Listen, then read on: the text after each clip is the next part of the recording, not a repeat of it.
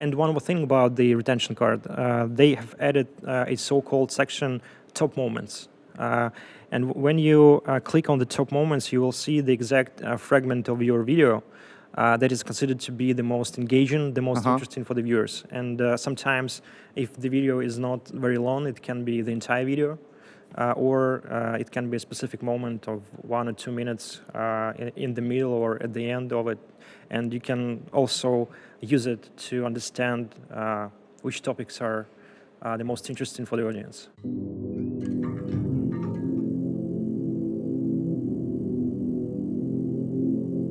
Hey everybody, Mediacube podcast with the next portion of news from YouTube. Roman, Ivan, hey everybody. Hey. Today we'll start with a piece of news from kids content, part of YouTube, which is very important. We know that there are a lot of partners within Mediacube network who make this kind of content, say this one goes for you. It's not like the very new piece of news. We have already talked about it, but we just need to kind of reminder that the YouTube is going to discourage the channels, the kids content channels that they consider to be not enough quality, not of a high quality, as they say. They have like a list of different requirements for the kids content. It has been renewed, it has been renovated, and it's now it's available in the description right now, so you can just go there and check it out for yourself. And all these new criteria are going to make a huge impact on the kids' content on the platform as a whole, because all the content that not good enough or not like educative enough, it's going to be discouraged. And the content that is considered to be very suitable for kids is going to be like promoted a lot. Yeah. Right. What do they mean under discouraged? Channel removal. Not in particular, but they're going not. They will not be so highly, so deeply, and so massively promoted in their, in the recommendations, in the suggested and the browse features, etc. And another feature that they're going to add is they will consider these channels not to be suitable for monetization either. So they're going to demonetize them. So it's going to be a huge discourage for those channels who are making content just for the sake of content. And it's a very big issue with kids content on the platform right now, because it's many kind of, let's say, bad actors. They have found those things that can like trigger the attract the attention of the younger audience. Yeah. And they just use everything like that, and the videos themselves are not good enough, and it's not really okay for kids. For the bringing up of kids. Right, I see. They're trying to avoid all these kind of issues. Social responsibility, which is definitely important. Yeah, that's right. So, guys, please make sure you check all these requirements to kids content. If you're making one, we'll place the list of requirements underneath the video in the comment section and try to keep up with them. Otherwise, you're in trouble. Or you can definitely reach out to your personal manager, and they will give you more information, answer all your questions, and give you a good advice on how to make the content better, or what exact topics you need to avoid exactly on your channel. Right. So let's move on to more universal stuff. There are going to be changes in the retention card. They have already been implemented, and it's kind of new features within the retention card that are very very convenient to understand your retention better. Right. So what are they? So what is? You had told me before we started that there's going to be a very nice looking and convenient feature added, and it really is a game changer. I mean, like, what's that? On the first place is that they are going to introduce, they have already introduced this comparison between the retention on this particular video with the typical retention on the channel. Right. So the typical retention is retention for the last year that is average from the videos of a similar length, similar duration, and as long as you see that this particular video is getting better retention, so you need to make it more in-depth analysis to understand why it happened so in order to implement the same practice in the future. Right. And another thing that they have also added is that they now you can track the chapters right on the retention graph.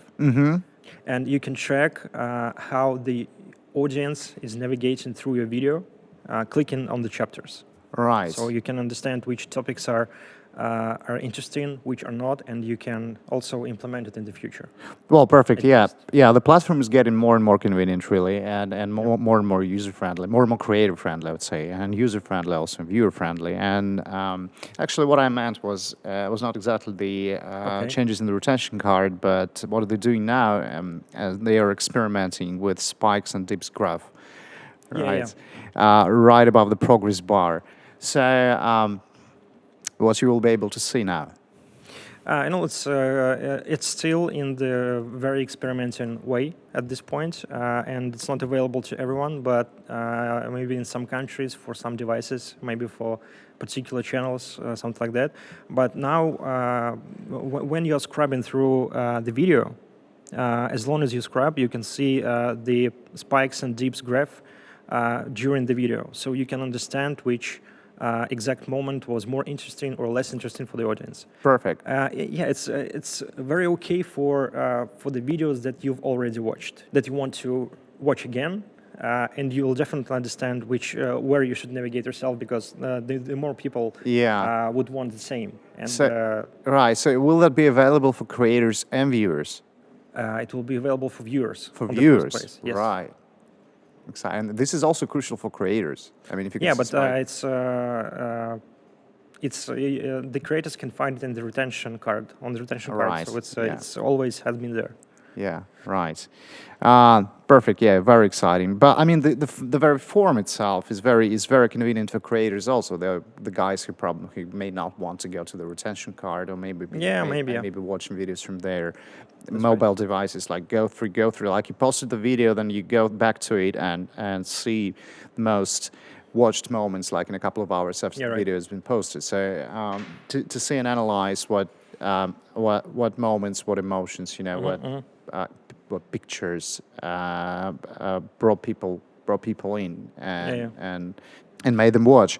And still taking into account that many changes that have been made to the retention card, it's still much more convenient, to understand the better retention, comparing different metrics.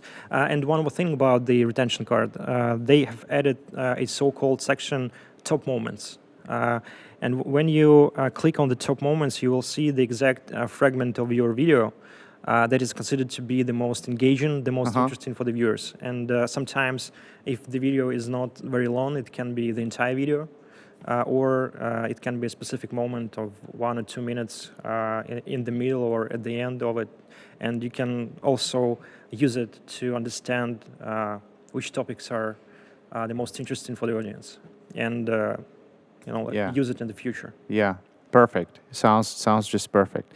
All right, and there's also a piece of news about membership on YouTube. Those guys who have sponsorship on YouTube will have more opportunities right now, right? What are they? Yeah. So as long as YouTube is constantly looking for more ways to make the sponsorship more valuable for the audience and for the creators, and they try to encourage them, to incentivize them to use this feature more. And now they have added the so-called membership milestones. It's kind of the mixture of the membership and the super chat.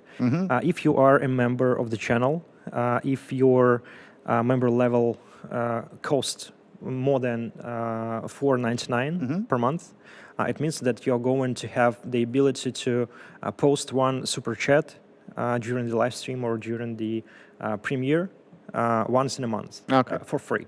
So it's kind of included in your Package. membership, and it's going to work the same way. It's going to be your comment is going to be highlighted in the chat and stay there for a while, and it's kind of the way to attract the attention of the creator Yeah. during the live stream. Yeah, nice. So let's be winding up. We're short this time, not really many news this week, but we'll definitely have some more for you next week. What we would like to announce is that actually Mediacube, as you probably know, are working heavily on developing our own products, and so we'll pretty soon be ready to announce a new one that will help creators interact better with their audiences and monetize their content even better. So stay tuned and make sure to double check the list of requirements for kids content if you're making one underneath this video. Number one, and number two, make sure to turn on two-step notification. That's right. And make sure to turn on two-step notification before November the 1st. Thank you, guys. See you soon. Thank you. See you. Bye-bye.